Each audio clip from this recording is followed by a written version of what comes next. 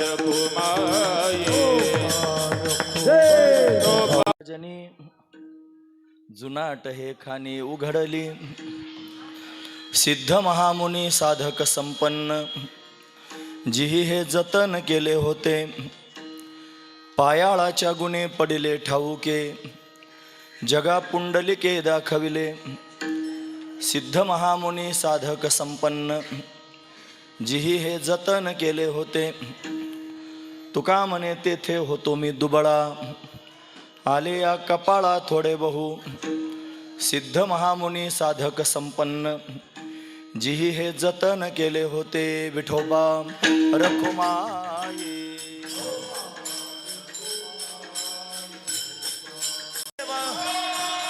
पंढरीनाथ भगवान माऊली ज्ञानेश्वर महाराज जगद्गुरु तुकाराम महाराज आद्य जगद्गुरु श्रीमद शंकराचार्य भगवान की जय उमापति महादेव की जय।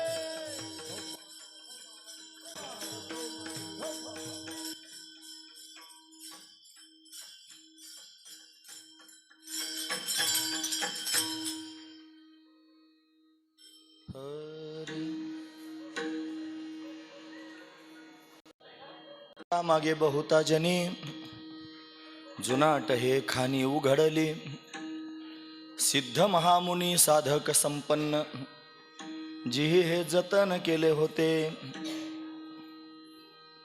प्रस्तुत प्रसंग कीर्तन रूपी सेवेकरिता निवडलेला अभंग जगद्गुरु जगतवंदनीय सर्वांच्या अंतकरणाचा अधिष्ठान असणारे माऊली तुकोबराय यांचा 4 चरणांचा आणि एक विलक्षण असणारी जुनाट खान वर्णन करून सांगणारा अशा पद्धतीचा अभंग आहे। या अभंगामध्ये माऊली तुकोबराय आपल्याला काय प्रतिपादन करून सांगतात तत्पूर्वी आपण एकदा संतांना नमन करूया।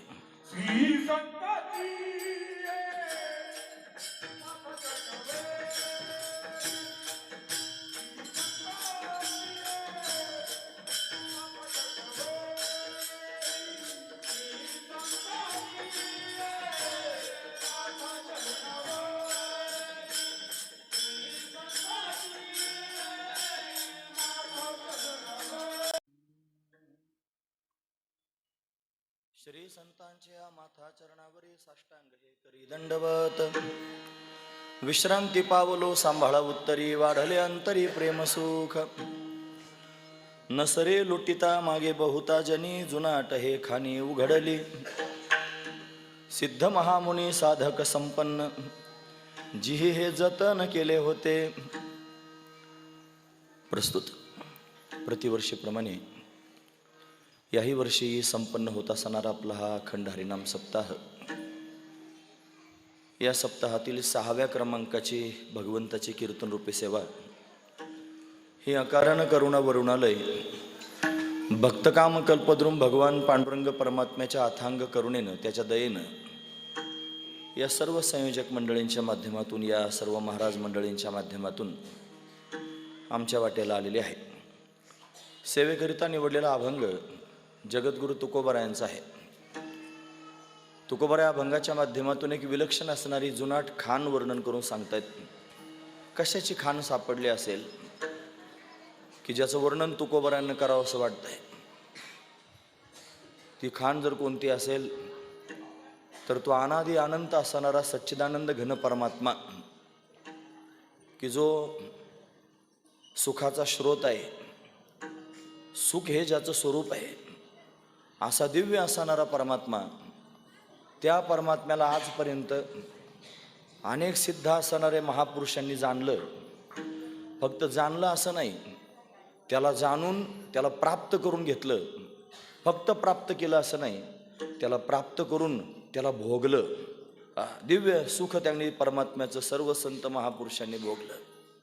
पण ती जुनाट असणारी खान संत मायबापांना सापडली की जी अनेक लोकांनी लुटण्याचा प्रयत्न केला तरी पण संपत नाही। ना सरे म्हणजे संपत नाही, लुटिता लुटली तरी सुद्धा मागे बहुता जनी, मागे फार लोकांनी लुटली तरी सुद्धा लुटली जात नाही।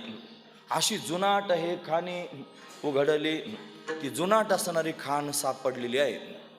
आजपर्यंत सिद्ध महामुनी, मोठे मोठे साधक, संपन्न या दिव्य महापुरुषांनी ती जतन करून ठेवलेली आहे आपल्या सर्वांकरता. म्हणले महाराज अशी दिव्य असणारी खाण जी अनेकांनी लुटली तरी पण तशीच आहे, तिच्यात काही बदल होत नाही, आणि एवढ्या सर्वांना तिनं सुख आजपर्यंत दिलेलं आहे. कशी काय सापडली, कोणी प्रगट केली असं जर म्हणाल तर महाराजांनी प्रगट करणाऱ्याचं वर्णन करून सांगितलं. पायाळाच्या गुन्हे पडिले ठाऊके. जमिनीतलं धन जर कळायचं असलं ना तर म्हणतात त्याला पायाळ मनुष्य असावं लागतो. पायाळू माणसाच्या डोळ्यात अंजन घातलं की त्याला जमिनीतलं धन दिसतं. मग आता खान सापडली म्हणल्यानंतर खान शब्द समोर आलं की तिला जमिनीत शोधावं लागणार. मग तुम्ही म्हणता खान सापडली म्हणजे कोणत्या तरी पायाळाला सापडली असेल. म्हणे हो, पायाळाला सापडली. मग कोण आहे तो पायाळ? म्हणे पायाळाच्या गुन्हे पडिले ठाऊके, जगा पुंडलिके दाखविले. सगळ्या जगाला पुंडलिकानं ती खान उघडी करून दाखवली, आणि म्हणून सर्वांना तिचा लाभ घेता आला. अनेक लोकांनी तिला लुटलं, तरी सुद्धा ती तशीची तशीच आहे.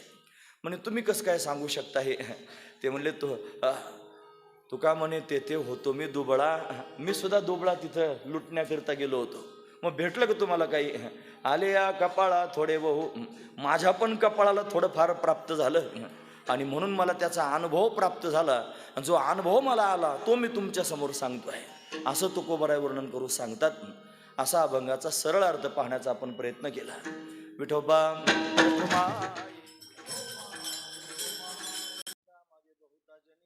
हे खाणी उघडली, सिद्ध महामुनी साधक संपन्न, जिही हे जतन केले होते. प्रस्तुत दरवर्षी आपण या श्री क्षेत्र अकोळनेरमध्ये आणि 7-8 दिवसाच्या या सोहळ्याच्या माध्यमातून प्रत्यक्ष पंढरीच अवतीर्ण करतो, आणि त्या पंढरीनाथाची सेवा या माध्यमातून आपण सर्वजण करतो. जसं श्री संत सावता महाराजांना भेटण्याकरिता पंढरीचा देव आरण भेंडला जातो, तसं आपण इथं त्याच्या नावाचा गजर करतो, त्याचं कीर्तन करतो, त्याचं चिंतन करतो. त्याचा परिणाम त्या परमात्म्याला जिथं त्याचे भक्त गातात तिथं जावंच लागतं. म्हणून पंढरीत जरी सोहळा सुरू असला तरी सुद्धा, आणि आपल्या सर्वांचे हाक ऐकून तो पंढरीनाथ आपल्या जवळ सुद्धा आणि प्रत्यक्ष उभाच आहे. सर्वांना त्याचा दिव्य असणारा आनंद या माध्यमातून आणि प्राप्त होतो. पण तो सोहळा अनेक वर्षांपासून वर्षानुवर्ष त्यांनी सुरू आहे, आणि आपण सर्वजण त्याचा आनंद घेत आहात. आम्हालाही 2-3 वर्षांपासून त्याच्यामध्ये सहभागी होण्याचा योग प्राप्त होतो. सर्वजण आनंदानं, तुम्ही आम्ही खेळी मिळी गदारोळी आनंदे, पण आनंदानं तो सोहळा आपण सर्वजण संपन्न करतो. आज 6वा दिवस आहे. काय चिंतन करावं? मला आल्याबरोबर गारुडकर महाराजांनी भगवंताचे वैशिष्ट्य सांगितले. ही जी मूर्ती आहे मोठी पुरातन आहे, 90 वर्षाचे वयोवृद्ध आणि इथं गावामध्ये आहेत. त्यांना विचारलं ही मूर्ती कधीची आहे, तर ते सुद्धा म्हणतात आम्हालाही आठवत नाही, तेव्हाची आहे. म्हणजे जुनीच आहे. जुनाट हे खाणी उघडली. त्यांच्या त्या सांगण्यावरून हा अभंग मला आठवलेला आहे की जुनाट असणारी खाण आहे, आणि याला आजपर्यंत अनेक लोकांनी लुटलेलं आहे, म्हणून त्याचा आनंद सर्व लोकांनी घेतलेला आहे. पण आपण पण का लुटू नये म्हणून त्याला लुटण्याकरिताच हा अभंग चिंतनाकरिता निवडलेला आहे. अतिशय सुंदर आखीव रेखीव भगवान विठ्ठलेशाची आई जगदंबे सहित असणारी मूर्ती, आणि आपल्याला फार सुंदर पाहायला मिळते. पलीकडे पंचमुख असणारे भगवान सदाशिव, त्यांचं आणि सुंदर असणारं वर्णन आपण पाहू शकतो. ते पुराणात वर्णन केलेलं आहे. शिवमहापुराणामध्ये जे भगवान शिवाचं वर्णन आलेलं आहे, आणि ते प्रत्यक्ष इथं पाहायला मिळतं. आणि अशा पद्धतीने हे संपूर्ण चित्र हे आपल्या गावामध्ये पाहायला मिळतं. पुरातन असणारं आपलं गाव आहे. याला जुनी असणारी परंपरा आहे. दासगणू महाराजांची असणारी परंपरा. दासगणू महाराज फार श्रेष्ठ होते, ज्यांनी अनेक संतांचे चरित्र ओवीबद्ध केले. खरं तर आपल्याला बऱ्याच वेळेला महत्त्व कळत नाही. हे आपलं महत्त्व आहे, हे आपल्याला कळालं पाहिजे. याचा आपल्याला स्वाभिमान वाटला पाहिजे की आपली माती किती पावन आहे, हे क्षेत्र किती महान आहे, की या क्षेत्रामध्ये असे दिव्य महापुरुष प्रगट झाले की ज्यांनी जगाला महापुरुषांचं दर्शन प्राप्त करून दिलं. श्री संत कवी महिपती महाराज ज्यांनी भक्तिविजय ग्रंथाची रचना केली, ओवीबद्ध, आणि सगळ्या लोकांना, सगळ्या जगाला, सगळ्या संतांचं त्या माध्यमातून ज्ञान झालं, त्यांचं चरित्र कळालं. तसं श्री संत दासगणू महाराजांनी सुद्धा आणि अनेक संतांची चरित्र लिहिली. मला काल परवा एक PDF मिळाली. ती PDF म्हणजे दासगणू महाराजांनी शंकराचार्यांचं चरित्र लिहिलेलं आहे. आद्य जगद्गुरु शंकराचार्यांचं चरित्र आणि दासगणू महाराजांनी अध्याय आहेत त्याच्यामध्ये बरेचसे. ओव्यांची संख्या मला माहीत नाही. आता कोणी माझ्याकडे दिलं ते PDF मला आता आठवत नाही, पण त्यांनी मला आवर्जून सांगितलं की महाराज दासगणू महाराजांनी श्रीमद आद्य जगद्गुरु शंकराचार्यांचं चरित्र ओवीबद्ध लिहिलेलं आहे. आणि म्हणून या क्षेत्रामध्ये, या मातीमध्ये एवढी क्षमता आहे, त्यांच्या तपश्चर्येमध्ये असं सामर्थ्य आहे की ज्यांना प्रत्यक्ष संत शब्दांच्या माध्यमातून लोकांच्या समोर प्रगट करता आले. कदाचित म्हणूनच स्वामींचं आपल्या गावात येणं झालं असेल, त्यांचं वास्तव्य झालं असेल. त्यांनी जिथं स्थान आता सध्या तयार केलंय तिथं आतमध्ये शंकराचार्यांची मूर्ती बसवलेली आहे. म्हणजे शंकराचार्यांचं वास्तव्य या गावामध्ये आणि स्वामींच्या माध्यमातून होतं. याचा अर्थ आचार्यांचीच काहीतरी इच्छा असेल की बघा माझं चरित्र या गावात लिहिलं गेलं, मग मीच का राहायला जाऊ नको, म्हणून कदाचित ते इथं राहायला सुद्धा आले असतील, असा त्यातला भाव असू शकतो. आणि म्हणून अशा श्रेष्ठ महापुरुषांच्या या भूमीमध्ये आपण भगवंताची सेवा करतो आहोत. ती अतिशय श्रेष्ठ असणारी भगवंताची सेवा आहे. भगवंताचं कीर्तन हे त्यांनी समाधीपर्यंत घेऊन जाणार आहे. कीर्तनाच्या माध्यमातून समाधी लागते. कधी लागते? समाधीन, ज्यावेळेला आपण सगळं जग विसरून जातो आणि त्या कीर्तनाशी समरस होतो, आणि त्यावेळेला त्यांनी महाराज समाधीची स्थिती अशा पद्धतीने प्राप्त होते. नव्हे, समाधीचं सुख सुद्धा ओवाळून टाकावं असं वाटतं. समाधीचे सुख सांडा ओवाळून ऐसे या कीर्तनी ब्रह्मरस, अशी अवस्था या कीर्तनाची आहे. म्हणून या कीर्तनाच्या माध्यमातून आपण ब्रह्मरस सेवन करतो. सेवू ब्रह्मरस लावणी मृदंग श्रुती टाळ घोष, सेवू ब्रह्मरस आवडीने. म्हणून ब्रह्मरसाचं आपण पारण करतो. ते सच्चिदानंद घन असणारं ब्रह्म आहे आणि तेच अनादी आहे, तेच अनंत आहे. अनादी अनंत एकच पदार्थ आहे. या जगताकडे जर पाहिलं तर 5-6 पदार्थ पाहायला मिळतात. 6 पदार्थ म्हणजे ब्रह्म पाहायला मिळतं. प्रकृती, त्या प्रकृती आणि परमात्म्याचा असणारा संबंध किती झाले? तुम्ही ऐकतात ना सर्वजण? आता ऐकत राहा थोड्या वेळ. ब्रह्म, प्रकृती, त्यांचा संबंध किती झाले? 3. मग त्या ब्रह्मस्वरूपाला प्राप्त झाला ईश्वर भाव, किती झाले? 4. त्याला प्राप्त झाला जीवभाव, किती झाले? 5. आणि या 5मध्ये असणारा जो भेद आहे, आता किती झाले? 6. हे 6 पदार्थ शास्त्राने अनादी प्रतिपादन करून सांगितलेले आहेत. अनादी म्हणजे काय? ज्याची सुरुवात कधी झाली माहीत नाही. जुनाट, हे जुनाट शब्दाकरता मला हे सांगायचे बरं, लक्षपूर्वक ऐका. हे कधी सुरू झालं माहीत नाही, ते अनादी आहे आणि ते अनंत आहे. एकटं ब्रह्म अनादी अनंत आहे. 6 पदार्थ सांगितले मी तुम्हाला. या 6 पदार्थांमध्ये एकच ब्रह्म असा आहे जे अनादी आहे आणि अनंत आहे, म्हणजे ज्याचा अंत होत नाही. बाकीचे जे 5 आहेत ना, ते अनादी आहेत पण शांत आहेत, त्यांचा अंत होतो. अंत होतो. कशानं अंत होतो? ब्रह्मस्वरूपाचं ज्ञान प्राप्त झालं की ब्रह्मज्ञानानं प्रकृतीचा बाध होतो. प्रकृतीचा बाध होतो.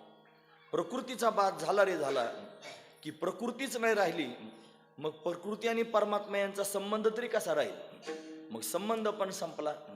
मग त्यांचा संबंध आला म्हणून तर ईश्वर भाव आणि जीवभाव प्रगट झाला. मग संबंधच नाही राहिला तर ईश्वर भाव पण नाही राहिला आणि जीवभाव पण नाही राहिला. मग एकटं ब्रह्म शिल्लक राहिलं.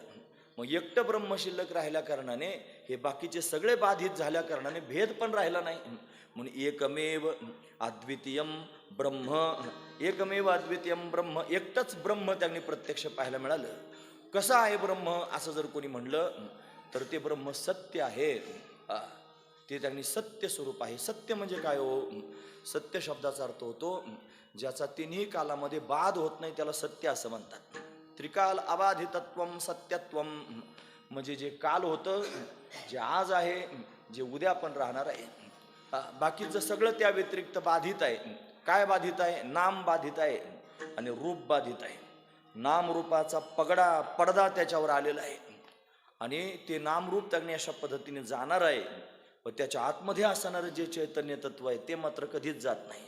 ना असतो विद्यते भावो ना भावो विद्यते सतः, असं गीता वर्णन करून सांगते. न असतो विद्यते भावो, असताला असत विद्यमानच नाही आणि जे सत आहे त्याचा कधी अभावच नाही.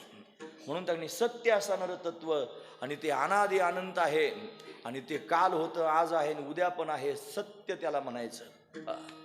तेच परमात्म तत्व चैतन्य स्वरूप आहे, ते आनंद स्वरूप आहे, ते ज्ञान स्वरूप आहे. ज्ञान म्हणजे काय? ज्ञान भगवंताचं स्वरूप आहे. ज्ञान म्हणजे काय? गुरुजी म्हणायचे, आमचे भाऊ सांगायचे. भाऊ म्हणजे आम्ही ज्यांच्याकडे ग्रंथ शिकलो, परमपूजनीय आदरणीय प्रातस्मरणीय वैकुंठवासी पंढरीनाथ महाराज देवकर, जे त्यांनी वर्णन करून सांगायचे, ज्ञान म्हणजे काय रे? ते ज्ञानाचा अर्थ सांगायचे. अबाधित अर्थाला जे विषय करतं त्याला ज्ञान असं म्हणतात. कळालं? जे हे बघा, सर म्हणतील काय सुरू केलं हे कीर्तन, असं आहे सुरू. भाऊ म्हणायचे, हे बघ हे बाजीराव महाराज आहेत ना, त्यांना विचारते मृदंग लावतात. मृदंग लावण्याची एक पद्धत असते. ती पद्धत अशी असते, मृदंग आधी चढवायचा म्हणजे जास्त वर न्यायचा आणि मग आपल्याला जसा पाहिजे तसं हळू असं उलटं हाणून मग मापात आणायचा. बरोबर आहे की नाही? म्हणजे आधी चढवायचा मग लेवलमध्ये आणायचा, मग तो चांगला लागतो. तसं कीर्तनकारांना बोलत असताना आधी त्याचं कारण सांगतो मी तुम्हाला. त्याचं कारण असं आहे, मी ज्या भाषेत आता सध्या बोलत आहे ही भाषा जर तुम्हाला अशीच जमली तर मी याच्यात बदल करायचा नाही, शेवटच्या टोकापर्यंत हीच भाषा सांगायची. जर तुम्हाला ही माझी भाषा जमली नाही तर ड्रायव्हर जसा गाडी चालवताना रस्ता पाहून गाडी चालवतो, खड्डे पाहतो, स्पीड ब्रेकर पाहतो, चांगला वाईट रस्ता त्याला कळतो, त्यानुसार गिअर चेंज करीत राहतो. आता हे माझं बोलणं जर तुम्हाला कळालं नाही तर मी आपोआप गिअर चेंज करणार आणि जशी पाहिजे तशी गाडी चालवणार, पण मला या स्पीडनेच आधी चालावं लागणार. हा महत्त्वाचा विचार आहे. म्हणून मी बरोबर स्पीड धरलेला आहे. म्हणून तुमच्या समोर हा मुद्दा कळण्याकरिता मी सांगतोय की तो परमात्मा जो अनादि अनंत, ज्ञान म्हणजे काय असा विषय चालला होता. ज्ञान म्हणजे काय? जे अबाधित अर्थाला विषय करतं त्याला ज्ञान असं म्हणतात.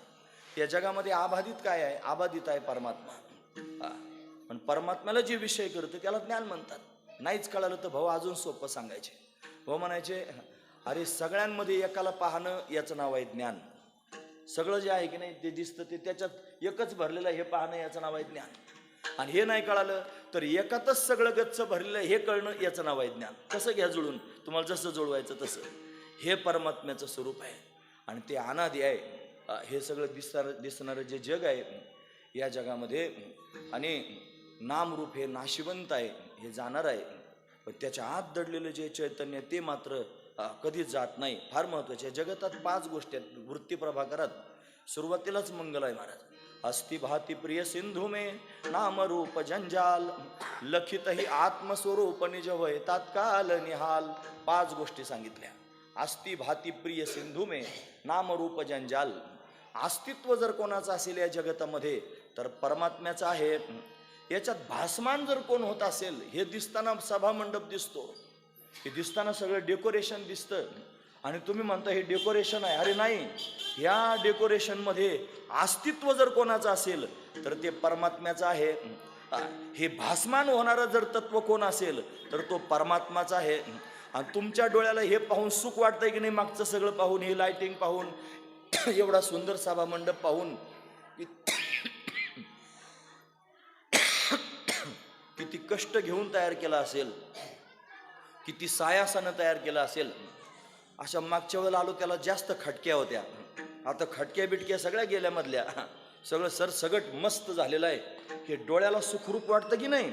हे जे सुखरूपत्व आहे हे परमात्म्याचं आहे. याच्यातलं अस्तित्व परमात्म्याचं, यातलं भातित्व परमात्म्याचं आणि यातलं सुखरूपत्व परमात्म्याचं. हा सभामंडप जर नसता तर एवढे लोक त्यांनी सुखात कीर्तनाला बसले असते काय.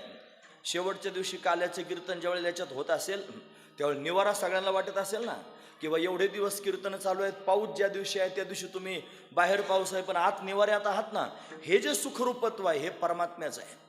फक्त नाव सभामंडप आहे आणि रूप असं खांबाचं आणि स्लॅबचं आहे. हे नाम आणि रूप जर सोडलं तर याच्यात परमात्माचा आहे.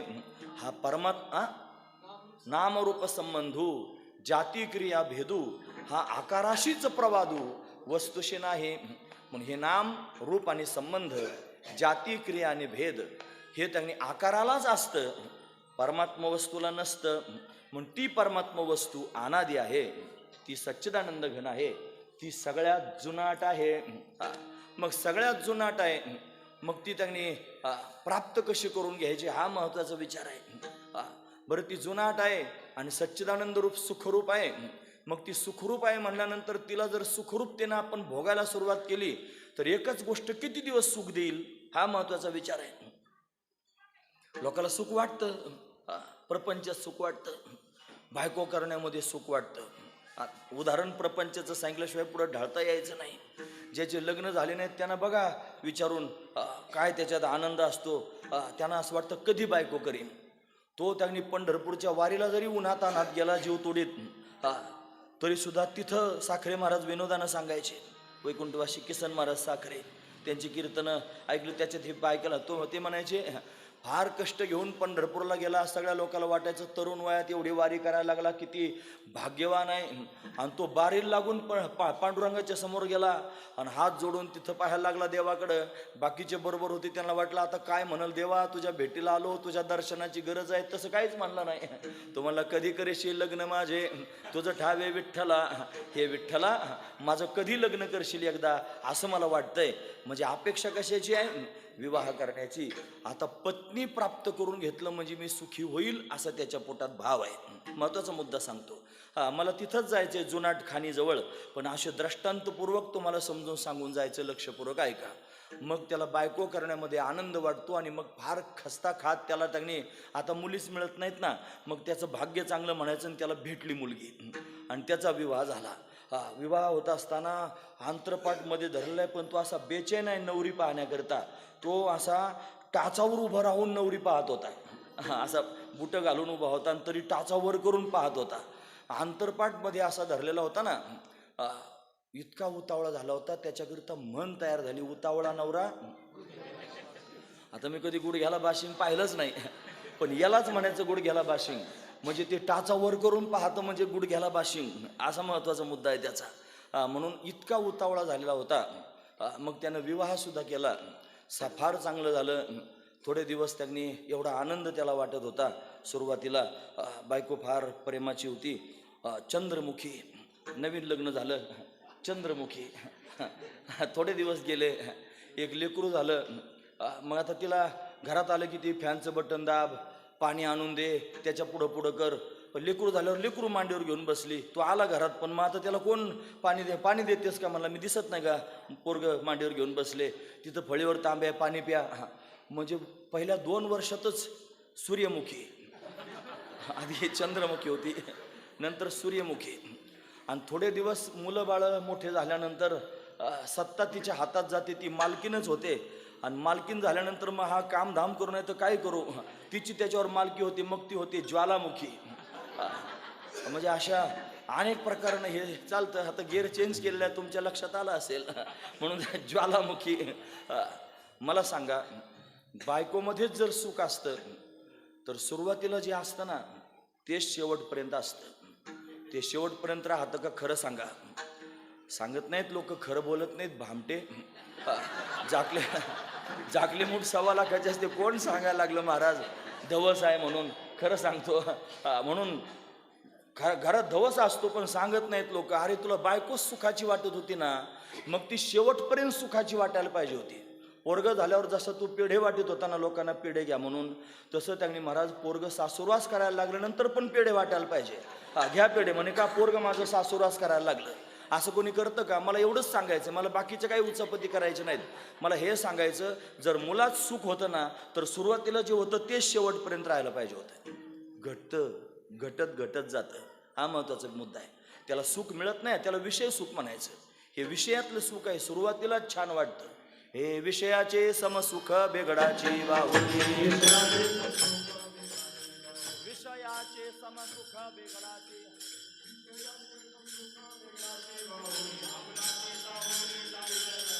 आभराची सावली जाईल रया. विषयाचे समसुख बेगडाची बाहुली, विषयाचे समसुख बेगडाची बाहुली,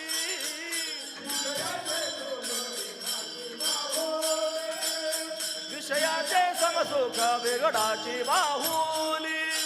हे आभराची सावली जाईल रया, आभराची सावली जाईल रया. हे आभराची सावली जाईल रया. कवनाचे माय बाप कवनाचे गणगोत, कवनाचे माय बाप कवनाचे गणगोत.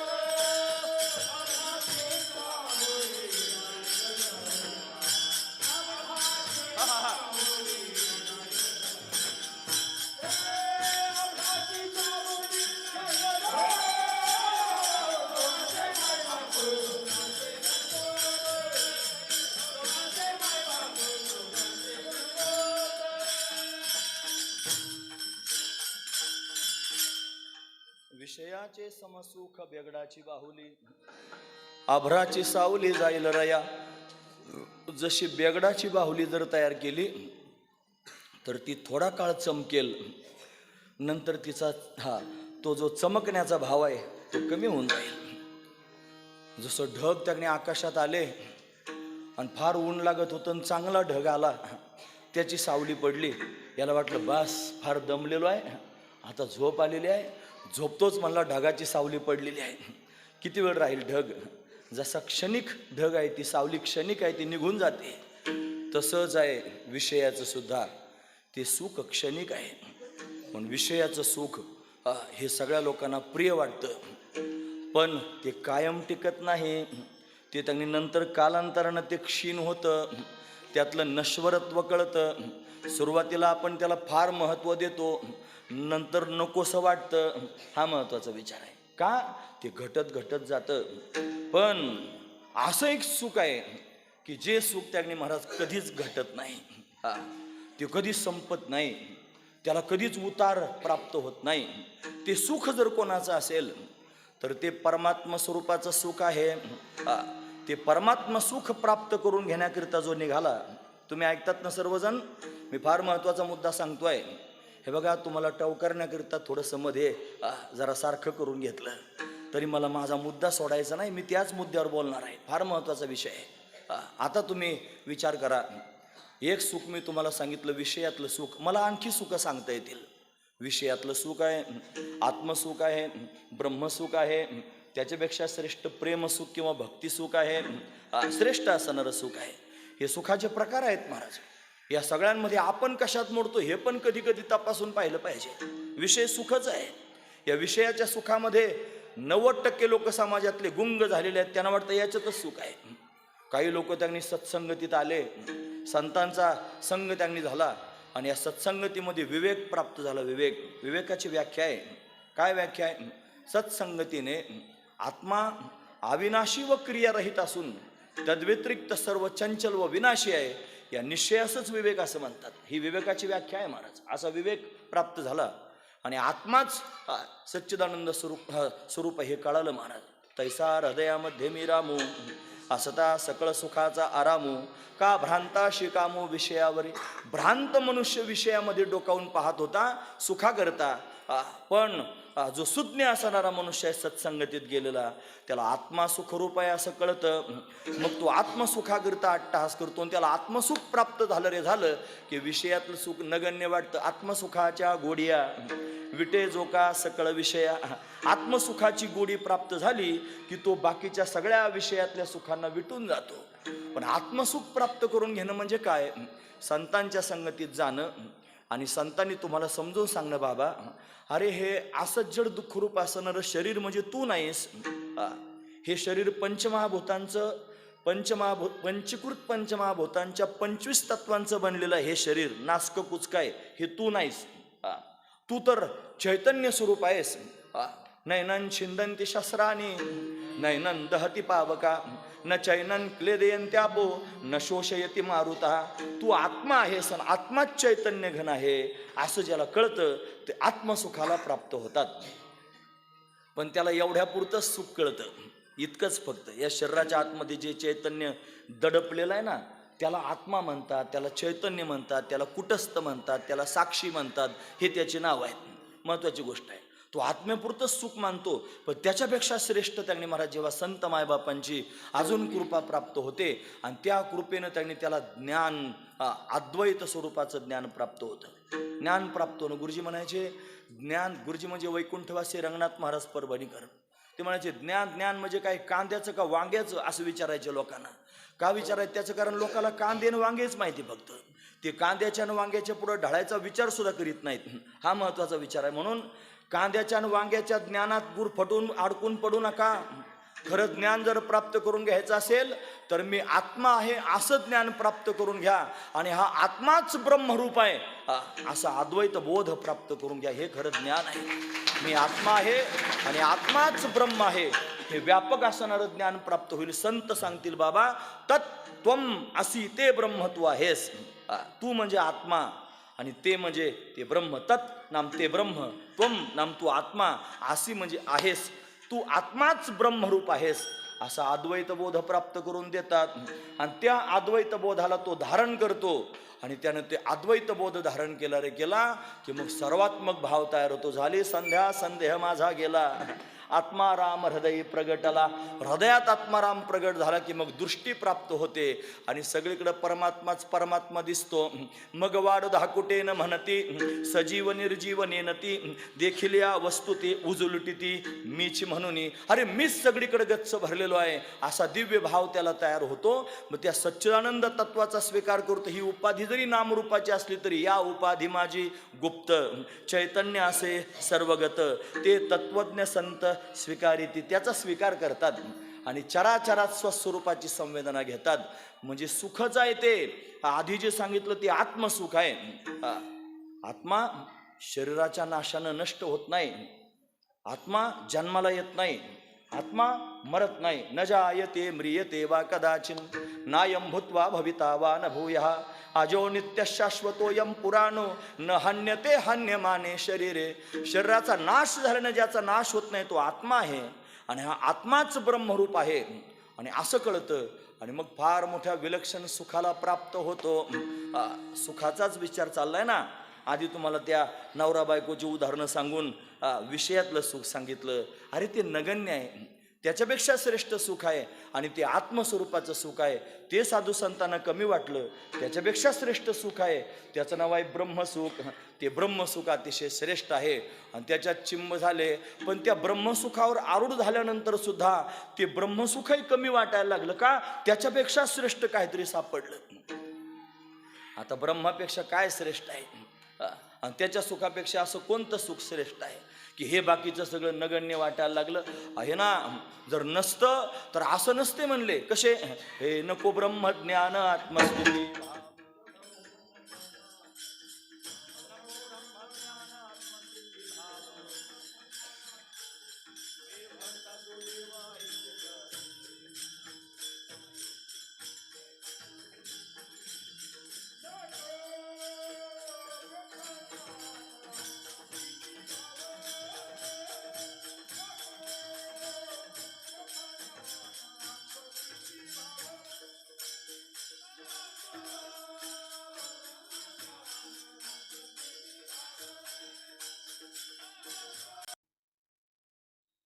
नको ब्रह्मज्ञान आत्मस्थिती भाव. एवढंच घ्या फक्त. इथं माझ्या गरजेचं एवढंच आहे. अजून एका ठिकाणी म्हणे न लगे हे मज तुझे ब्रह्मज्ञान. अरे ब्रह्मसुखच जर महत्वाचं असतं तर ज्याच्यामुळं ब्रह्मसुख प्राप्त होतं ते ब्रह्मज्ञान आहे आणि त्या ब्रह्मज्ञानाला नको म्हणतात. का नको म्हणत असतील? नको म्हणण्याचं कारण काय आहे महाराज? बरेच लोक नको म्हणतात. काही लोक मोक्ष प्राप्त झाला की नको म्हणतात. ते म्हणले मोक्ष तुमचा देवा, तुम्ही दुर्लभाची ठेवा. त्यांना मोक्ष दिला आणि ते म्हणतात नको देवा तुमचा मोक्ष का? त्यांना त्याच्या पुढचं वर्म कळलेलं आहे. आपल्यासारखे पण म्हणतील मोक्ष सुका हाणूला था. अरे तुला आधी मिळू दे ना, आधी मिळू दे, मग कंबर बांधून तू लाथा मारायच्या तयारीत राहा. मिळालाच नाही मग लाथ कसं? जुने कीर्तनकार द्रष्टांत सांग. एक होता कोल्हा, तो द्राक्षाच्या बागेत गेला, असं अशा स्वरात सांगायचे ते. मग सगळे द्राक्षाचे घड लागले होते, पण ते सगळे कच्चेच होते. द्राक्ष आंबट होते आणि पुन्हा याला उड्या मारता येत होत्या, पण त्याचं तोंडच पुरत नव्हतं. काही ठिकाणी चांगले गोड असणारे घड होते, पण याचं तोंडच पूर्ण उड्या मारून मारून थकला, फासाळ्या दुखायला लागल्या. मागे फिरला, दुसरा कोल्हा भेटला. तुम्हाला काय कोल्होबा, द्राक्षाच्या बागेतून आले, खाल्ले का द्राक्ष? काय खाता म्हणला? सगळे आंबट होते. खरं सांगा, सगळे आंबट होते का याचं तोंड पुरत नव्हतं? याचं तोंड पुरत नव्हतं. खुशाल म्हणतो आंबट होते. तसं मोक्ष सुका हाणू लाथा माझ्यासारख्याने कंबर बांधून म्हणायचं अरे तुला आधी मिळू दे ना, मग तू लाथा मारण्याच्या तयारीत राहा. ब्रह्मज्ञान तुला आधी प्राप्त होऊ दे, मग तू नको म्हण. हे संतांचं बोलणं लोकोत्तर बोलणं आहे. का लोकोत्तर बोलणं म्हणतो? त्याचं कारण सगळ्या लोकांना आणि ब्रह्मज्ञानाची गरज आहे. सगळ्या लोकांना ब्रह्मसुखाची गरज आहे. शास्त्र म्हणतं सगळे जीव मुमुक्षूच आहेत. सगळेच मुमुक्षू आहेत. थोडक्यात सांगतो, लक्षपूर्वक ऐका. सगळ्या लोकांना वाटतं मी कायमस्वरूपीचं सुखी असावं. सुखम सर्वाय रुच्यते. सगळ्यांना सुख आवडतं. दुःख कधीच नको वाटतं. मज लागे दुःख व्हावे, ऐसे कोणी भावे ना जीवे. म्हणजे कायमस्वरूपी सुखी व्हावं आणि दुःख कधीच नसावं असं सगळ्यांना वाटतं की इथं बसलेल्या लोकांना?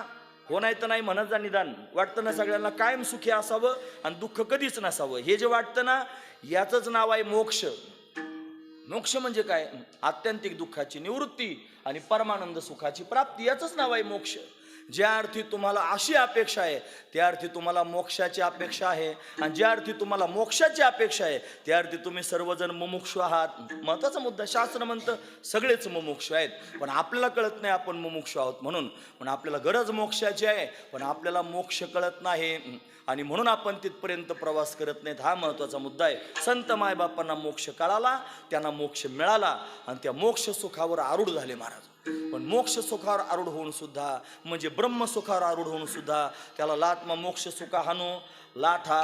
तिथं काय शब्द आला? सुख शब्द आला. ब्रह्मसुख, मोक्ष सुख एकार्थवाचक शब्द आहेत. मी तुमच्यासमोर सुखाचा विचार मांडतो आहे. एक आहे विषयातलं सुख, ते नगण्य केलं. दुसरं आत्मसुख आहे, ते नगण्य केलं. ब्रह्मसुख ते नगण्य केलं. कशाकरिता नगण्य केलं असेल? त्याच्यापेक्षा श्रेष्ठ सापडलं. कोणतं श्रेष्ठ सापडलं? विटे ऐसे सुख नोहे भक्तिरस पुढता पुढती आस सेवा विहे. म्हणून त्यांनी त्याच्या पुढचं सुख सापडलं, भक्ती सुख. आणि ते भक्ती सुख जर त्यांनी कोण देत असेल तर तो सच्चिदानंद घन असणारा परमात्मा सगुण साकार होऊन भक्तांना देतो. तो सगुण साकार होऊन येतो आणि मग भक्तांना देतो. कसं काय सगुण साकार होत असेल? ते म्हणजे मनवाच्या अतीत तुझे स्वरूप, मनोनिया माप भक्ती केली. भक्तीची या मापे मोजितो अनंता, इतराने तत्वता न मोजवे. म्हणून मी भक्त तू देव ऐसे करी. ब्रह्मज्ञान बाजूला केलं, मी भक्त झालो, तो देव झाला. आणि तेच जे सुख आहे ब्रह्मसुख, ते प्रत्यक्ष भक्तीच्या माध्यमातून प्राप्त होऊ लागलं. नवे नवे ब्रह्मच सुख देण्याकरिता प्रत्यक्ष आकार धारण करून आलं. मी सांगतो असं नाही विचा केला ठोबा,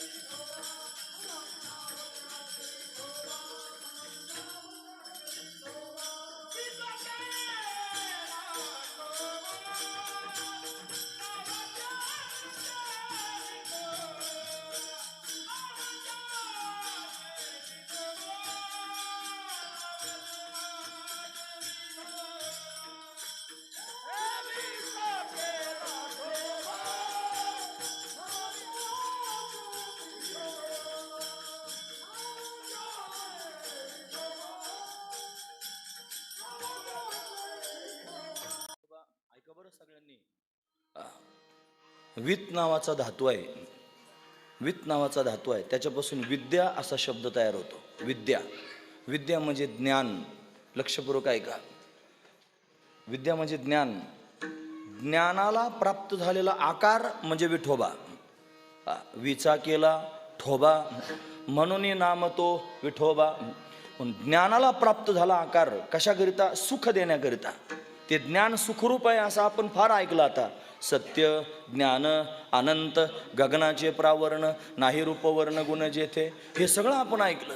तो सच्चिदानंद घन असणारा सुखरूप असणारा परमात्मा आहे आणि तो आकाराला आला आणि तो सर्वांना सुख देण्याकरिता आला. मी सांगतो असं नाही. महाराज म्हणतात नेनो ब्रह्ममार्ग चुकले उघडे पंढरपुरा आले भक्त पुंडलिका देखिले उभे केले विटेवरी.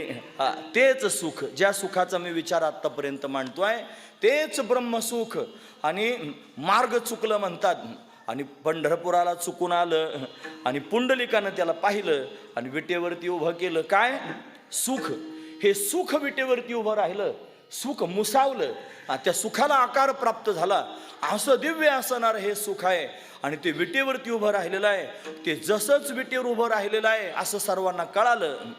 ज्यांना ज्यांना कळालं ते सर्वजण त्यांनी मला सुख घेण्याकरिता धावले. जसं आपण दसऱ्याच्या वेळेला त्यांनी ते सोनं एकत्र करून मोठा कार्यक्रम करतो, सीमोल्लंघन करून, आणि सोनं चोरलं जातं. सगळे तुटून पडतात त्या सोन्यावरती आणि सोनं चोरण्याचा कार्यक्रम त्यांनी होतो. तसं सुख आलेलं आहे, ते विटेवरती उभं राहिलेलं आहे असं सर्व त्यांनी लोकांना कळालं. जसंच कळालं सर्वजण त्याच्या दिशेनं धावले. फक्त धावले असं नाही, त्याला लुटू लागले. मोठ्या मोठ्या लोकांनी त्याला लुटलं. महाराज कोणी कोणी लुटलं असेल? तुका म्हणे जाते सनकाधिक ध्यात ते अमुचे कुलदैवत पांडुरंग.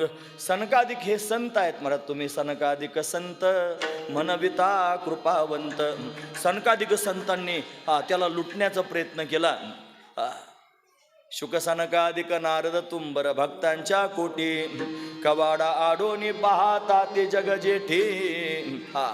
शुक सनकाधिक नारद तुंबर हे सगळेची सगळे त्या सुखावर तुटून पडले त्याला भोगण्याकरिता. अरे सब बाबा के बाबा भोले बाबा. त्रिशूळ डमरू घेऊन आला गिरिजेचा कांत. त्रिशूळ हातात घेऊन, डमरू हातात घेऊन त्यांनी भोले बाबा सुद्धा आले आणि सगळेची सगळे त्या भगवान विठ्ठलेशाचं सुख घेण्याकरिता लायक झाले. या सगळ्यांनी भगवंताला लुटलं.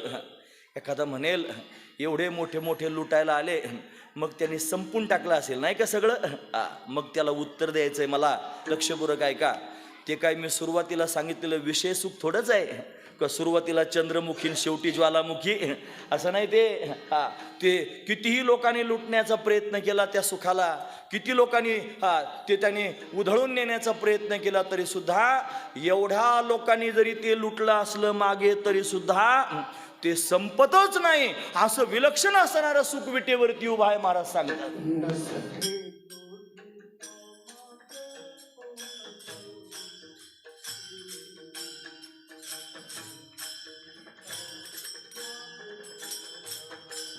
नाना पुढे या. नाना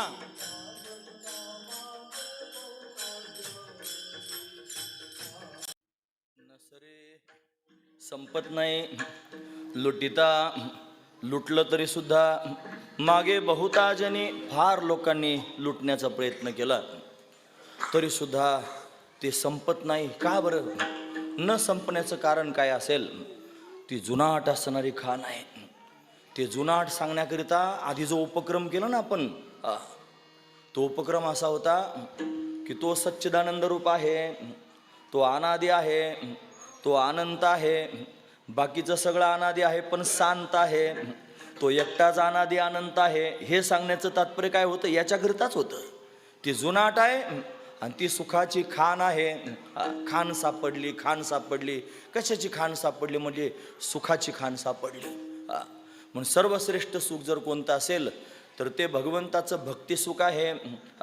आधीचे सुख आपले ऐकले सर्वांनी, पण त्याच्यापेक्षा श्रेष्ठ सुख भक्ती सुख आहे. त्या भक्ती सुखासारखं जगात दुसरं काहीच मोठं नाही. ज्ञानोबरायांसारखे कोण आहेत जगामध्ये? ते चालते ज्ञानाचे बिंब तयाचे अवयव सुखाचे कोंब, हेर मनुष्यपण ते भांब, लौकिक भाग, असं ज्ञानोबरायांविषयी ज्ञानोबरायांच्या शब्दात ज्ञानोबरायांविषयी म्हणता येईल. ते ज्ञान संपन्न असणारे ज्ञानोबराय सुद्धा भगवंताच्या प्रेमामध्ये चिंब आहेत. ते सगळ्यांना सांगतात, गाते श्रोते आणि पाहते, गाते श्रोते आणि पाहते.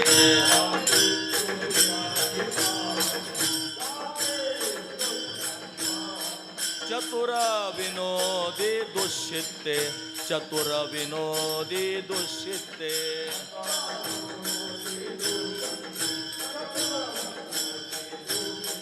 सोहम भावी पूर्ण ज्ञाते, सोहम भावी पूर्ण ज्ञाते.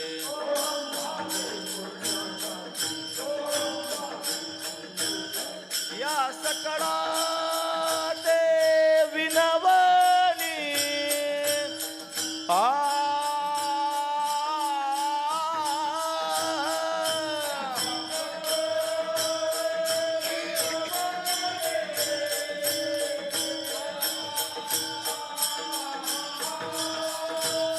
या सकळा ते विनवनी.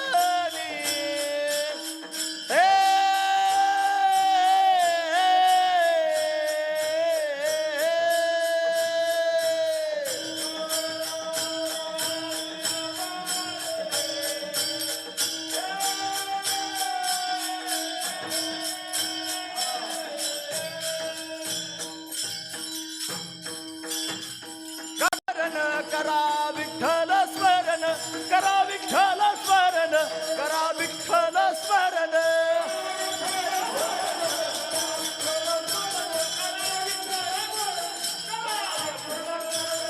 गाते श्रोते आणि पाहते, चतुर विनोदी दुष्यिते, भावे पूर्ण ज्ञाते. या सकळा ते विनवनी, गाते श्रोते आणि पाहते, भावे पूर्ण ज्ञाते. सकळा ते विनवनी, करा विठ्ठल स्मरण.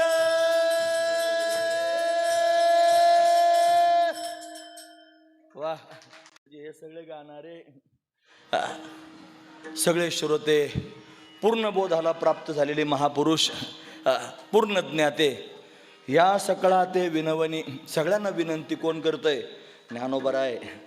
काय? करा विठ्ठल स्मरण, नामरूपी अनुसंधान, भक्ता भवलक्षण, जघन प्रमाण दावितो.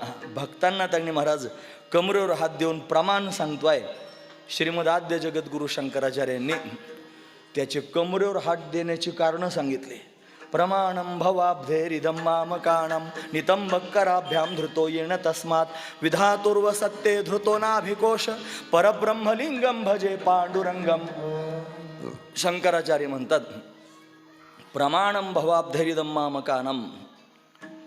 त्यांनी कमरेवर हात ठेवून सगळ्या जगाला सांगितलं, भवाब्धी म्हणजे भवसमुद्र. त्याचं प्रमाण केवढं आहे? कमरे एवढंच आहे. असा असणारा तो परमात्मा, जघन प्रमाण भक्ता भवलक्षण, जघन प्रमाण दावितो, असं महाराज म्हणतात. म्हणून कमरेवर हात देऊन हा परमात्मा विटेवरती उभा आहे. हा सामान्य नाही, हाच ते सुख आहे, हा सुखरूप आहे. याच्यासारखा सुखरूप जगामध्ये दुसरा कोणी नाही. सुखरूप ऐसा दुजा कोणी सांगा, माझ्या पांडुरंगा सारिखा तो. म्हणून हा पांडुरंगच सुखरूप आहे आणि हा सुखाची खाण आहे. आणि हा आजचा कालचा नाही, नाही घडविला नाही बैसविला, असा अनादी आहे, हा अनंत आहे. हा त्यांनी सुखाची खाण उघडलेली आहे. हा महत्त्वाचा विचार आहे. याला आजपर्यंत अनेक लोकांनी लुटण्याचा प्रयत्न केला.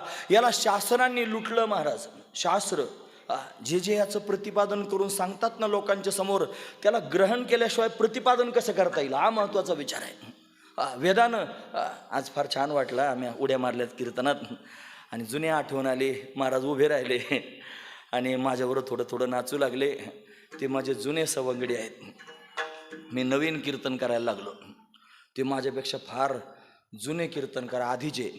बरोबर त्यांनी गुरुवर्य श्री पुंडलिक महाराजांकडे श्रवण केलेलं, भाऊंकडे सगळ्यांकडे श्रवण केलेलं. आणि काय ऋणानुबंध असतील काय माहिती. मी कीर्तनाला जायचं म्हणलं की मला सगळे कंटाळून जायचे, लांब लांब जायचं गाडीवर कीर्तनाला, आणि कंटाळाच बाकीचे सगळे करायचे. मग मला कोणीच नाही सापडलं की मी महाराजांना हळूच फोन करायचं, महाराज येता का आजच्या दिवस, असं म्हणलं की ते कधीच नाही म्हणायचे नाहीत. आम्ही मोटरसायकलवर दोघंच कीर्तनाला, माझी सुरुवात कीर्तनाची सांगतो मी त्यावेळेसपासून. मला काय सांगता येतं मग त्यांच्याकडे म्हणजे नुसतं खुर्दा, म्हणजे असे जोडून जोडून प्रक्रिया सांगा, तुम्ही त्यांचं ऐकून बघा कीर्तन, जोडून जोडून त्यांनी महाराज असे ते सांगणार, काय काय गुंफून गुंफून सांगणार, फार मोठा अधिकार. तरी पण माझ्यासारख्या बरोबर कीर्तनला यायचं, परत टाळ घेऊन उभं राहायचं. आणि आता जसे नाचत होते ना, असं आम्ही दोघंच झुलते पुला अख्ख्या कीर्तनात, बाकी कोणी हालो नाही तर नाही हालो, आम्ही दोघं हालत राहायचं. अशा पद्धती मला आठवण झाली, फार चांगलं वाटलं. असं कायम कायम सत्संग घडत राहा. लाज भय शंका दुराविला मान, नकळे साधन या परते. असो, फार आनंदाची पर्वणी आहे. सुखाचा सागर, सुखाचा समुद्र, सुखाची खान विटेवरती उभे आहे, आणि ती आपल्या सर्वांकरता उभे आहे. अनेकांनी शास्त्रांनी लुटलं, वेदाने लुटलं, पुराणांनी लुटलं, या सगळ्या लोकांनी त्याला लुटलेलं आहे. पण तरीसुद्धा ती तशीची तशीच आहे. नसरे संपत नाही लुटिता. 4 वेद आहेत महाराज, एकच वेद आहे, त्याचे 4 भाग केले व्यासदेवांनी. आणि त्या वेदाचा दुसरा विषयच नाही काही. वेदाचा काय विषय? ब्रह्म प्रतिपादन करणे हा वेदाचा विषय आहे. वेदामध्ये अनेक विषय मांडले, तुम्ही ऐकतात ना सर्वजण. मी महत्त्वाचा मुद्दा सांगतो. वेदामध्ये कर्म सांगितलं, वेदामध्ये उपासना सांगितली, वेदामध्ये ज्ञान सांगितलं. कर्म सांगण्याकरिता त्याच्यामध्ये ब्राह्मणके सांगितले, उपासना सांगण्याकरिता आरण्यके सांगितले, आणि ज्ञान सांगण्याकरिता उपनिषद सांगितले. वेदामध्ये त्रिकांडात्मक या भाव पाहायला मिळतात. त्या तिन्ही कांडांचा उद्देश जर काय असेल तर हा परमात्मा आहे. वेद अनंत बोलिला, अर्थही तुकाची साधिला, विठोबासी शरण जावे, निज निष्ठा नाम गावे. वेदानं त्याला जाणलं आणि लोकांच्या समोर सांगण्याचा प्रयत्न केला. सांगता येणं तरी सांगितलं, कारण त्याला विधेय विशेषानं सांगता येत नाही. मग निषेध विशेषानं सांगायला सुरुवात केली. वेद जया गाती, श्रुती म्हणती नेती म्हणजे काय हो? श्रुती म्हणते न इति, हे म्हणजे परमात्मा आहे का? म्हणजे न इति. याचं कारण परमात्मा आहे का? म्हणजे न इति. परमात्मा कार्य नाही आणि परमात्मा कारण नाही. परमात्मा कार्यकारणाच्या पलीकडचा आहे. अशा पद्धतीनं वेद रात्रंदिवस भगवंताला गातो. म्हणजे लुटतो की नाही, फार महत्त्वाची गोष्ट आहे. शास्त्र लुटायला निघाले. 6 नास्तिक शास्त्र आहेत. नास्तिक म्हणजे तुम्ही ऐकतात ना सर्वजण. नास्तिक म्हणजे काय? आपण म्हणतो जे देवाला मानित नाहीत ते नास्तिक आहेत, तसं नाही. जे वेदाला मानित नाहीत ते नास्तिक आहेत. ज्यानं वेद मान्य नाही ते नास्तिको वेद निंदक. जो वेदाची निंदा करतो त्याला नास्तिक म्हणतात. फार महत्त्वाचा विचार आहे. म्हणून 6 नास्तिक. 1 नंबर लागतो चार्वाकाचा, 2 नंबर जैन, आणि त्याच्यानंतर 4 असणारे बुद्धांचे शिष्य आहेत. बुद्धांनी 4 प्रकारचा उपदेश 4 शिष्यांना केला. शून्यम शून्यम, क्षणिकम क्षणिकम, दुःखम दुःखम, असं त्यांनी उपदेश केला. हे जे 6 आहेत हे वेदाला मानित नाहीत. 6 वेदाला मानणारे आहेत. कोणकोणते वेदाला मानणारे आहेत? न्यायशास्त्र, वैशेषिक शास्त्र, सांख्यशास्त्र, योगशास्त्र, पूर्वमीमांसाशास्त्र, उत्तरमीमांसाशास्त्र. हे 6 शास्त्र असे आहेत जे वेदाला मानणारे आहेत. या सगळ्या शास्त्रांनी एकमुखानं सांगायला सुरुवात केली. कोण? परमात्मा. कसं काय तुम्ही म्हणता असं? ते म्हणले सकल शास्त्रांचा विचार अंती इतुलाचे निर्धार, विठोबासी शरण जावे, निजनिष्ठा नाम गावे. म्हणजे सगळ्या शास्त्रांचा त्यांनी महाराज निर्धार काय झाला? विठोबा. म्हणजे वेदानं कोण प्रतिपादन करून सांगितला? विठोबा. शास्त्रांनी कोण प्रतिपादन करून सांगितला? विठोबा. आता सगळे पुराणं 18ची 18 पुराणं, जे प्रमुख पुराण, तसे तर फार आहेत पुराणं, पण 18 पुराणं प्रमुख आहेत. त्यांना विचारलं गेलं तुमचं काय म्हणणं आहे? तुकोबराय म्हणतात 18 पुराणे सिद्धांत, तुका म्हणे हाची हेत, विठोबासी शरण जावे, निजनिष्ठा नाम गावे. म्हणजे वेदाला विठोबा सांगावा लागला, शास्त्रांना विठोबा सांगावा लागला, पुराणांना विठोबा सांगावा लागला. हे सांगण्याकरिता आधी त्या सर्वांना सांगण्याकरिता त्याला ग्रहण करावं लागलं. जर मी कीर्तनातून तुमच्या समोर ज्ञान सांगत असेल तर ते ज्ञान सांगण्याच्या आधी मला ते कुठंतरी ग्रहण करावं लागलं.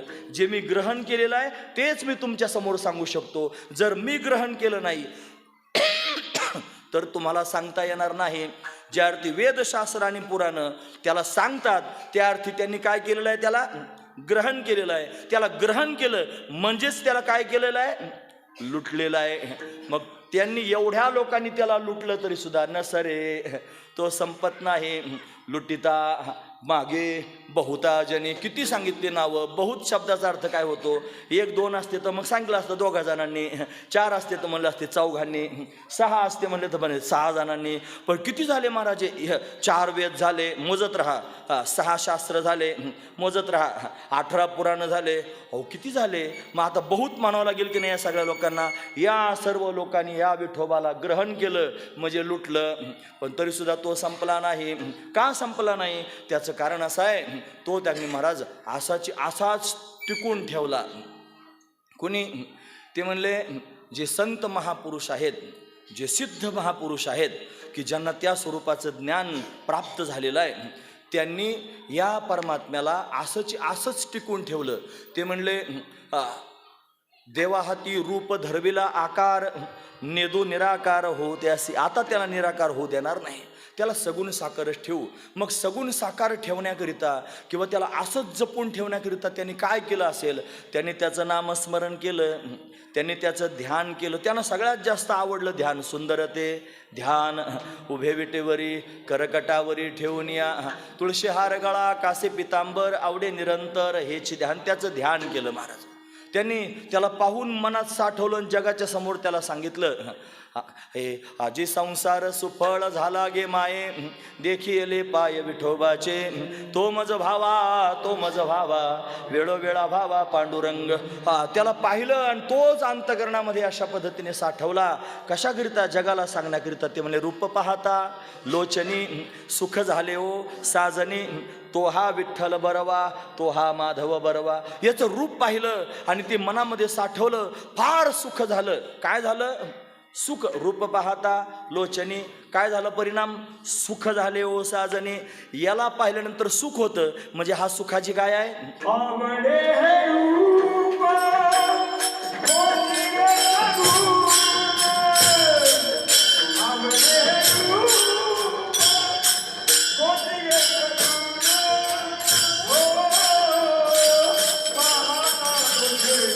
सुखावले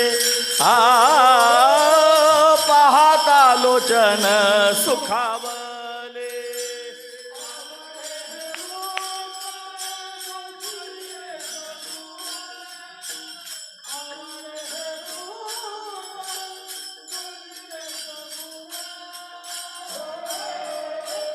पाहता लोचन सुखावले.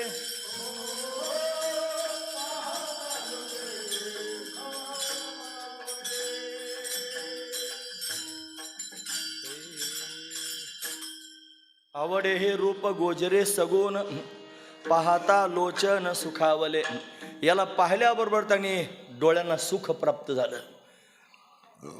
तुम्ही ऐकतात ना सर्वजण? अरे याला पाहिल्यावर काय होतं सांगितलं साधू संतांनी.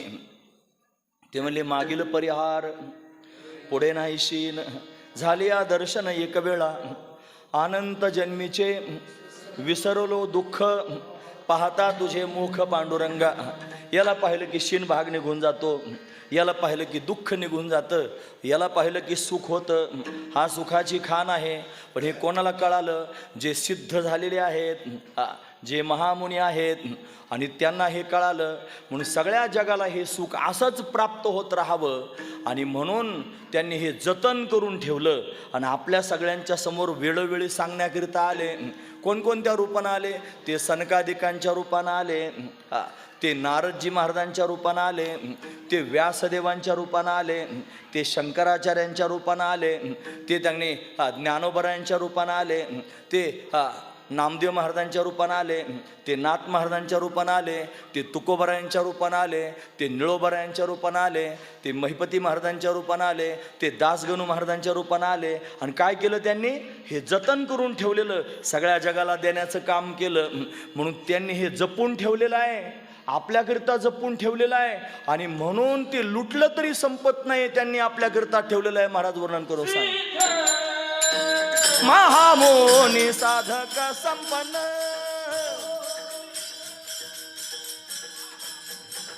सिद्ध महामुनी साधक संपन्न, जिही हे जतन केले होते.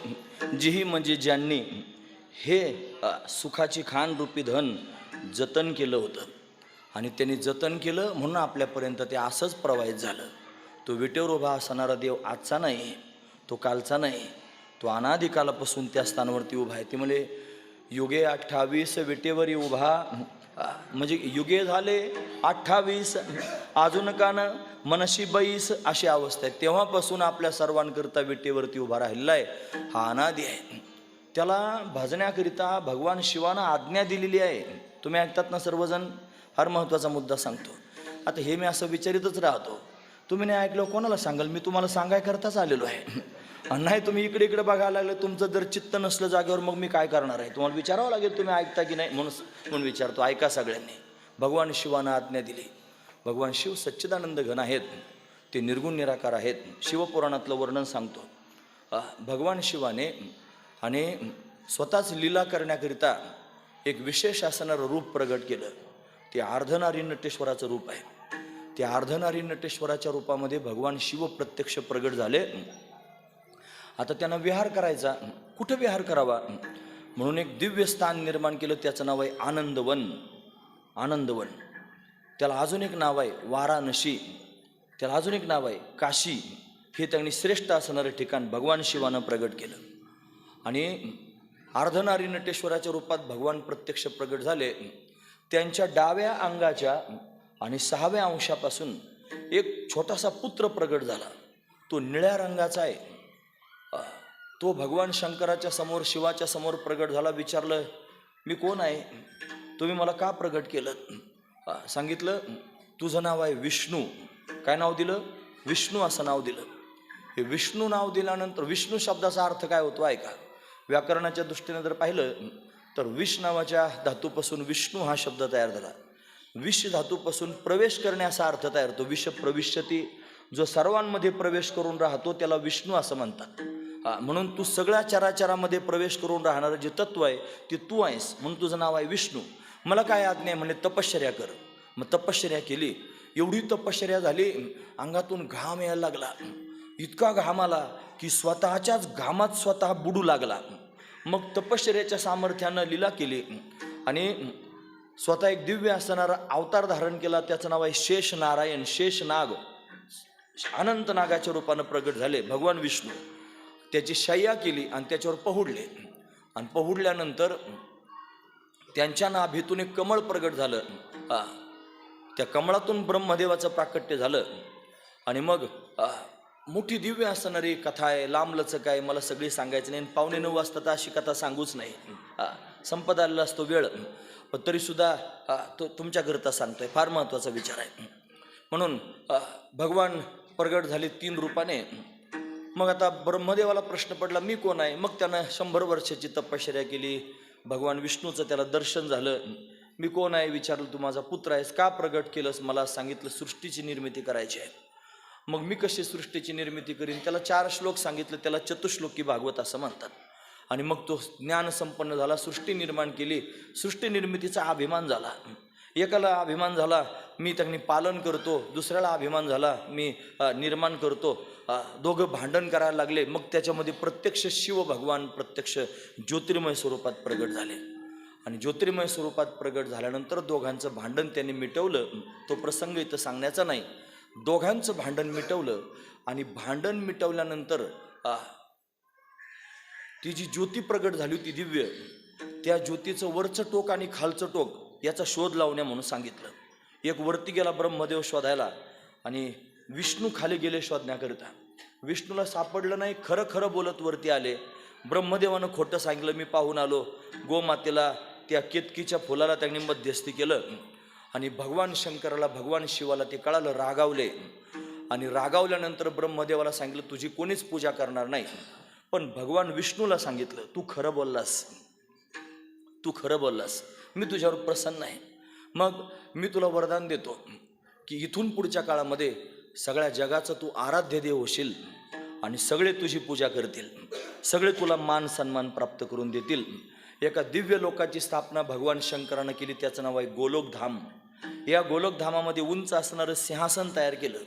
त्या सिंहासनावर स्वतःच्या हाताने त्या विष्णूला बसवलं आणि सगळ्या जगाच्या समोर, सगळ्या देवदेवतांच्या समोर सांगितलं, आजपासून हा विष्णू माझा आराध्य देव आहे आणि मी त्याचा सेवक आहे असं सांगितलं. तुम्ही सगळ्यांनी सुद्धा याची उपासना करा, याची भक्ती करा असं भगवान शंकरानं सगळ्यांना सांगितलं. तेव्हापासून हा देवांचा देव झाला. बळीया माझा पंढरीराव, जो या देवांचाही देव. हा देव आणि तो देव दोन नाहीत, भगवान शिव आहेत ना, मुख्य भगवान शिव हे पंचमुख आहेत, त्यांना 5 मुख आहेत. हे 5 मुख काय काम करतात ते ऐका. एक मुख आहे सृजन करण्याकरिता, दुसरं मुख आहे पालन करण्याकरिता, तिसरं मुख आहे संहार करण्याकरिता, चौथं मुख आहे तिरोधान करण्याकरिता आणि 5वं मुख आहे अनुग्रह करण्याकरिता. हे 5 मुख आपल्या गावामध्ये कुठंच पंचक्रोशीत असं पाहायला भेटत नाही. ते आपल्या गावात पाहायला मिळतं अकोळनेरमध्ये. इथं त्यांनी भगवान शंकराची पिंड पण आहे आणि भगवान शंकराची मूर्ती पण आहे.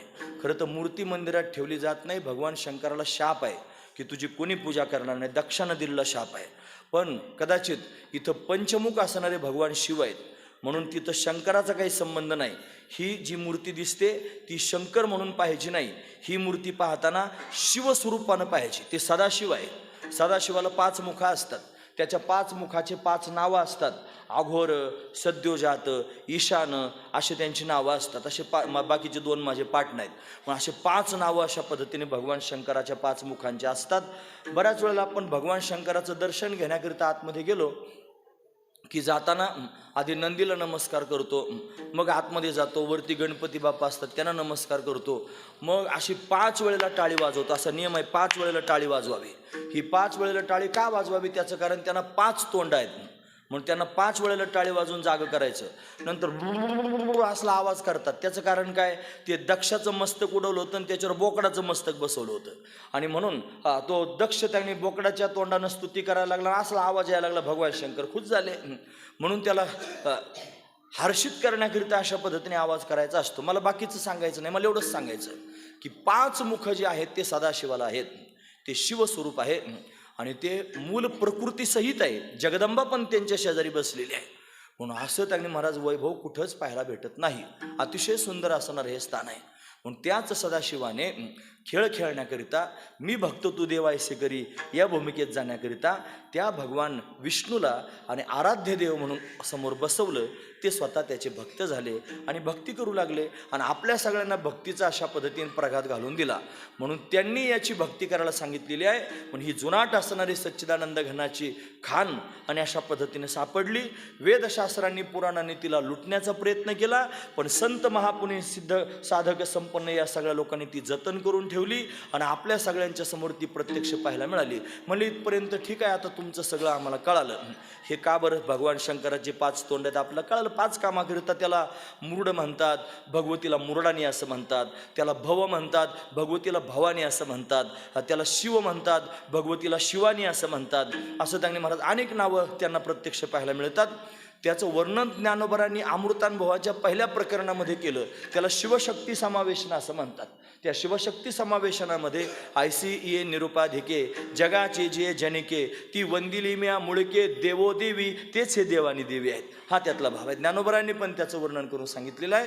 म्हणून त्यांनीच खेळण्याकरिता याला विटेर उभं केलेलं आहे. या स्वरूपाला ते भक्त झालेले आहेत आणि मग त्रिशूळ डमरू घेऊन याला गिरिजेचा कांत त्याच्याकरिताच लावायचं. ते आले, यांना फार आनंद झाला. यानं काय केलं की सगळ्या जगाचा असणारा सूत्रधार असणारा देव माझ्या वारी करता आला, विटेवरूनच खाली उतरला आणि खाली उतरल्यानंतर भगवान शंकराला धरलं, असंच डोक्यावर घेतलं आणि मस्तकावर धारण केलं. म्हणजे भगवान विठ्ठलेशाच्या पांडुरंगाच्या मस्तकावरती महादेवाची पिंड जी पाहायला मिळते त्याचं कारण भगवान शंकर वारीला आले आणि आल्यानंतर त्यांनी फार आनंद झाला आणि कुठं ठेवावं, फार चांगला पाहुणा प्रेमाचा घरी आल्यावर आता काय काय करू, कुठं बसू असं होतं की नाही, डोक्यावर घेऊ की काय, म्हणून त्याने डोक्यावरच घेतला डायरेक्ट. म्हणून इथं जी मूर्ती आहे त्याच्यावर सगळं पाहायला मिळतं. त्याच्या मस्तकावर महादेवाची पिंड पण आहे.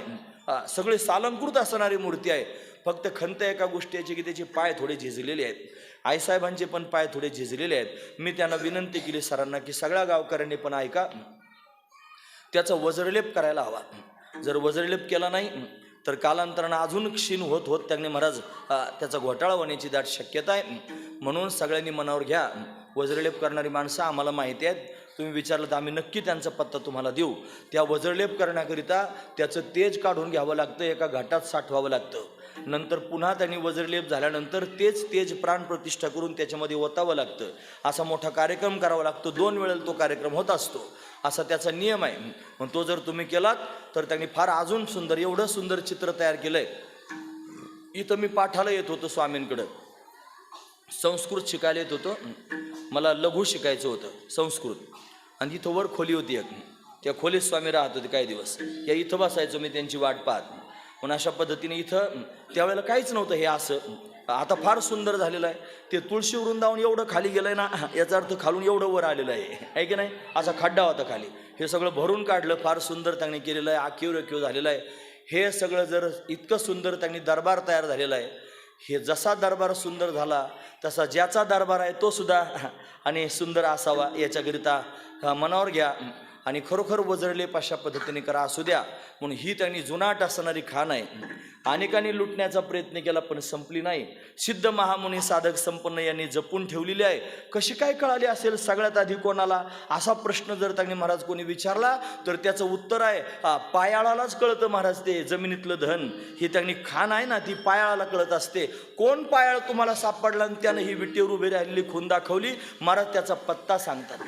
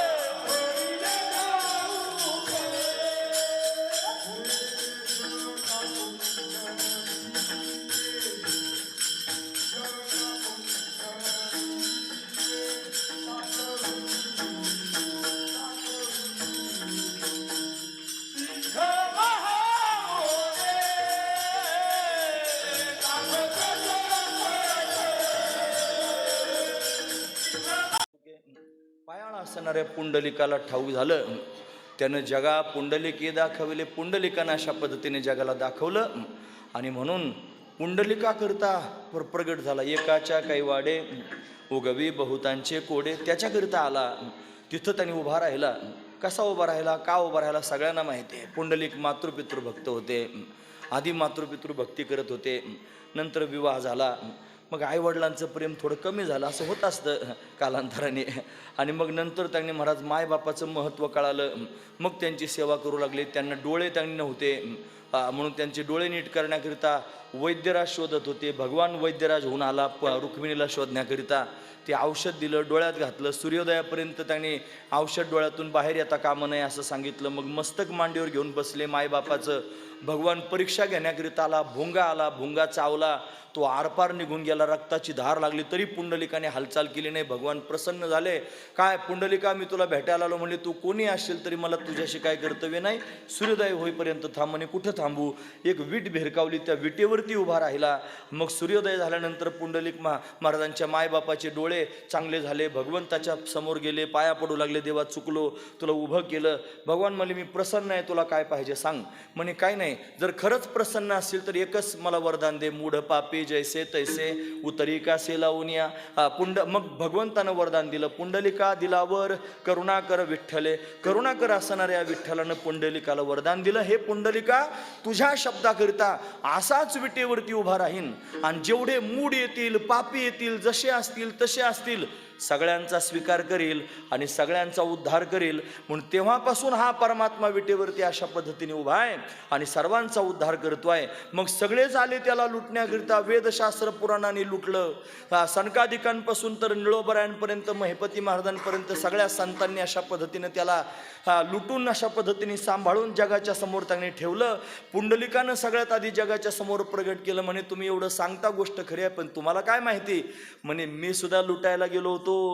मी सुद्धा त्याचं सुख घेण्याकरिता अशा पद्धतीने गेलो आणि माझ्या कपाळाला सुद्धा थोडंफार प्राप्त झालं. मी तिथेच होतो. तुका म्हणते दुबळा तुका म्हणे ते होतो मी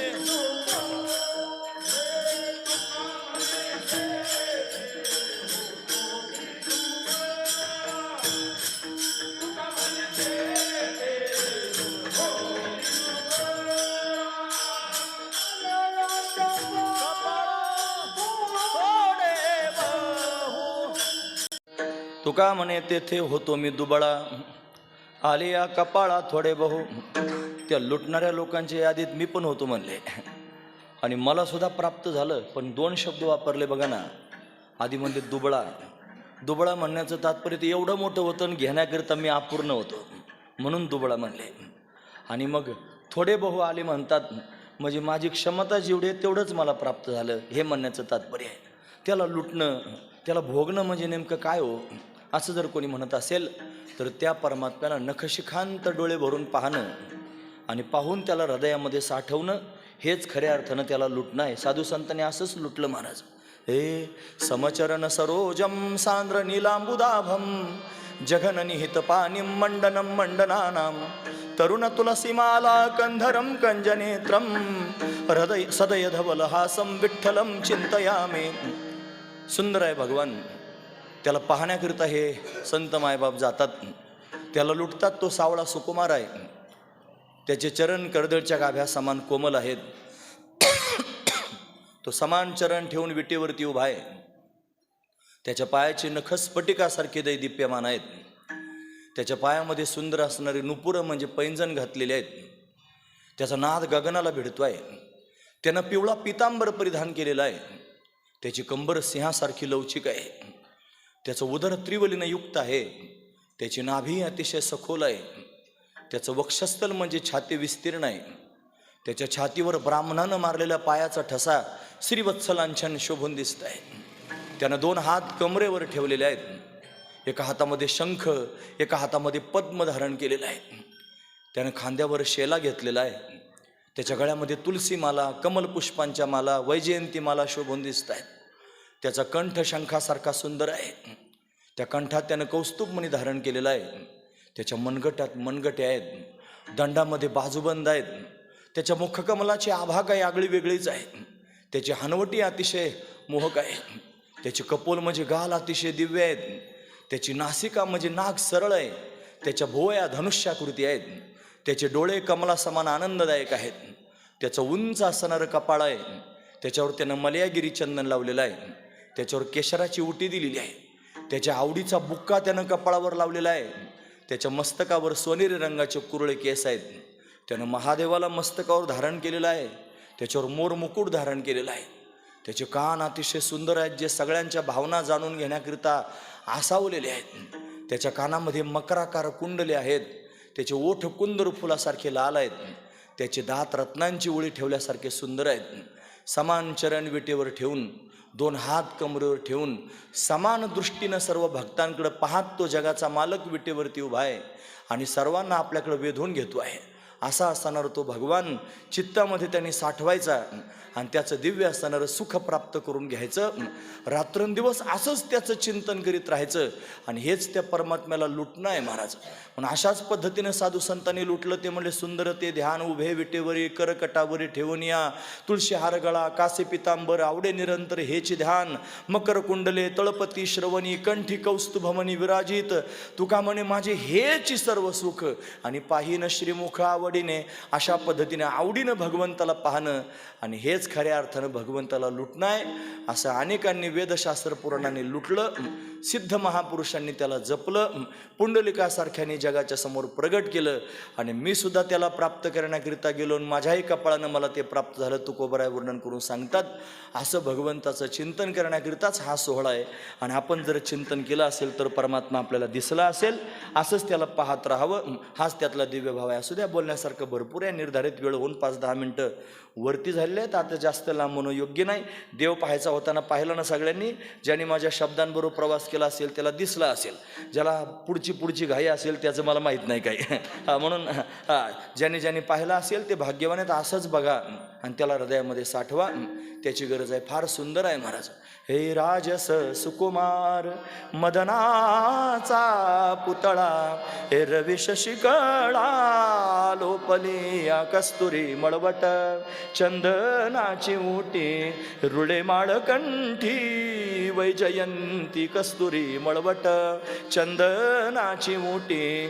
फार गोड आहे महाराज. त्याला पाहून तुकोबारांच्या मनातले भाव आहेत. महाराज शेवटी म्हणतात, हे सकळ ही तुम्ही वागे किसवा, सकळ ही तुम्ही वागे किसवा, हे तुका म्हणे जीवा धीर नाही, तुका म्हणे जीवा धीर नाही, कस्तुरी मळवट चंदनाची ओटी, कस्तुरी मळवट चंदनाची ओटी. गोड आहे भगवान. असं चिंतन सगळ्या संतांनी केलं आणि सर्वांनाच परमात्मा अशा पद्धतीने प्राप्त झाला. असं कोणी चिंतन केलं असेल त्या महापुरुषांचं आपण चिंतन करूया. करायचं. हे ज्ञानेश्वर माऊली,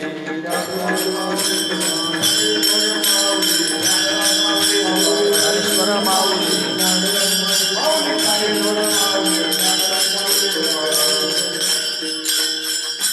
शुक सनकादिक नारद तुंबर ज्ञानोबा तुकाराम, आद्य जगद्गुरु शंकराचार्य ज्ञानोबा तुकाराम.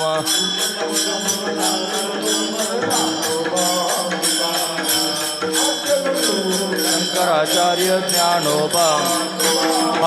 शुक सनकादिक नारद तुंबर ज्ञानोबा तुकाराम, आद्य जगद्गुरु शंकराचार्य ज्ञानोबा तुकाराम.